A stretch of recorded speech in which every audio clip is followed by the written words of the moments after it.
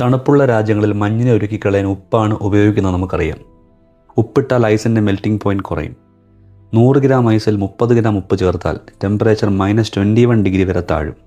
Eutectic mixer എന്നാണ് ഇതിനെ പറയുന്നത്. ഫ്രീസറിന് പോലും നാണം തോന്നും. എന്നാൽ ഉപ്പ് വെള്ളത്തിൽ ഐസ് ഇട്ടാലോ? അവിടെയും ഐസ് വേഗത്തിൽ ഉരുകുമോ?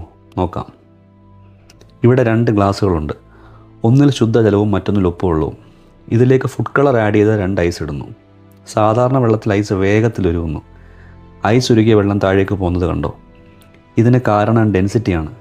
അതെ, വെള്ളത്തിന് 4 ഡിഗ്രിയിലാണ് മാക്സിമം ഡെൻസിറ്റി. ഐസ് ഉരുകിയാൽ കിട്ടുന്നത് 0 ഡിഗ്രി വാട്ടറാണ്. ചുറ്റുമുള്ള വെള്ളം 30 ഡിഗ്രിയിലാണ്. ഐസ് ഉരുകിയ വെള്ളം 4 ഡിഗ്രി ആകുമ്പോൾ ഗ്ലാസ്സിലെ വെള്ളത്തേക്കാൾ ഡെൻസിറ്റി കൂടുതലായതുകൊണ്ട് താഴ്ന്നു പോകുന്നു. അപ്പോൾ താഴെയുള്ള ചൂടുവെള്ളം മുകളിലേക്ക് വരുന്നു. ഇതാണ് കൺവെക്ഷൻ കറണ്ട്. ഇത് ഐസിനെ വേഗത്തിൽ ഉരുകാൻ സഹായിക്കുന്നു. എന്നാൽ ഉപ്പുവെള്ളത്തിന് ഡെൻസിറ്റി കൂടുതലായതുകൊണ്ട് ഐസ് ഉരുകി വരുന്ന തണുത്ത വെള്ളം താഴേക്ക് പോകാതെ മുകളിൽ തന്നെ നിൽക്കുന്നു. ഇതൊരു പുതപ്പ് പോലെ പ്രവർത്തിക്കുകയും ഗ്ലാസ്സിലെ ചൂടുവെള്ളവുമായി ഐസ് കോൺടാക്റ്റിൽ വരുന്നത് തടയുകയും ചെയ്യുന്നു.